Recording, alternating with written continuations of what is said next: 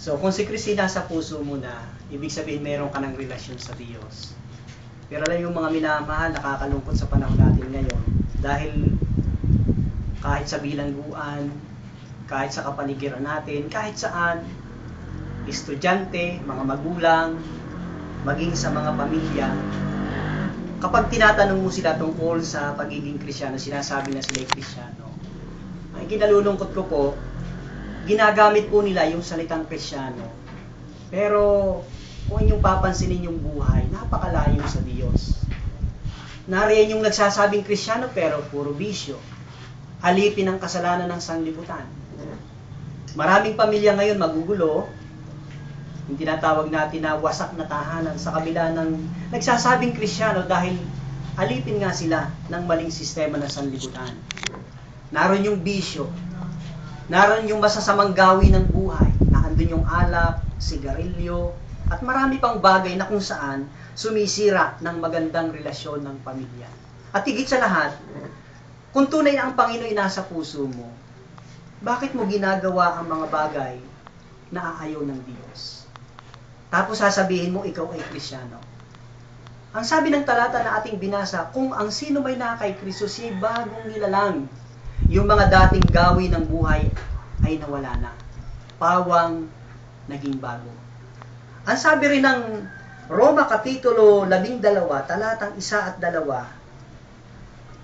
kaya nga mga minamahal na mga kapatid, ipinamamani ko sa inyo, alang-alang sa kahabagan ng Diyos, na inyong iharap ang inyong mga katawan na isang haing buhay banal na kaya-aya sa Diyos, na siya ninyong katampatang pagsamba.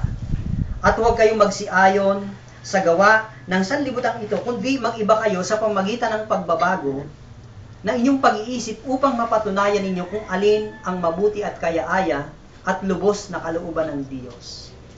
Maliwanag na sinasabi ng Biblia, ng banal na kasulatan, na isang tunay na Kristiyano ay ginagawa niya sa kanyang buhay yung kalooban ng Diyos, yung kabanalan, yung kaayusan ng buhay. Yung ang kanyang kaisipan ay malayo sa gawa ng sanlibutan. Yung talagang may binago. Kaya nga, paulit-ulit nating binabanggit ang 2 Korinto, Kapitulo 5, talatang 17, ang na kay Kristo bago ng nilalang. Pero tunghayan natin ang ating kapaligiran ngayon. Maraming nagsasabing Kristiyano, pero bakit ang gulo ng buhay? Walang panahon sa Diyos, walang panahon sa pag-aaral ng salita ng Diyos, walang panahon sa pagsamba. Sabi nga nila, mahal daw nila ang Diyos, pero ayain mo sa pagtungo sa bahay-sambahan para sumamba, walang panahon para sa Panginoon, pero mahal nila ang Diyos. Sila daw ay Kristiyano. Hindi ganon ang sinasabi sa Bible. Minsan nga, yung pagbabasa ng Bible, ni pananalangin ay hindi nila nagagawa.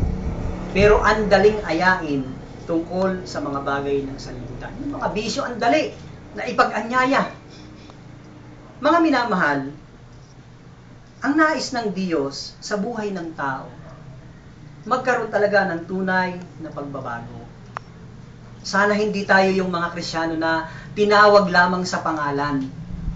Kundi sana tayo yung Kristiyano na may tunay na relasyon sa Diyos, may kaligtasan, na may pagpapapatutuo nila sa iba, na talagang mayroong binagong buhay, at mayroong talagang pruweba o masasabi natin na tunay na patutuo sa kanyang sarili na siya'y binago ng Diyos, sapagkat may Kristo na siya sa kanyang puso. Katulad ng ating binanggit kanina, kung wala si Kristo, wala tayong magagawa. Pero ang Kristiyano sa Biblia, may Kristo sa puso, at dahil kay Kristo, may bagong landas ng buhay. Mga minamahal, nais ng Diyos, mabuhay tayo na isang tunay na Kristiyano. Ikaw ba'y may tunay ng relasyon sa Diyos? Ang ibang paniniwala ay katulad ng paniniwala ng iba. Kung yung naunawaan ngayong araw na ito ang ating tinalakay, sa simpleng pangungusap, sa ilang sandali, sana'y nakita mo ang sarili mo sa harapan ng Diyos. Sana'y tinanggap mo na siya sa iyong puso bilang Panginoon at tagapagligtas. At kung ang Panginoon tinanggap mo na sa buhay mo, sa puso mo, dapat naroon na ang pagbabago.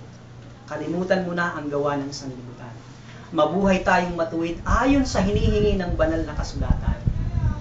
Mahal tayo ng Panginoon. Kung gusto mong maranasan ang bunga ng isang tunay na Kristiyano. Bakit hindi mo anyayahan ng Panginoon sa puso mo? Buksan mo ang puso mo. Kung ikaw may problemang kasalanan, bisyo na hindi mo matakasan, o anumang bagay na patuloy na sumisira ng iyong pagkatao, bakit hindi ka lumapit ngayon sa Panginoon?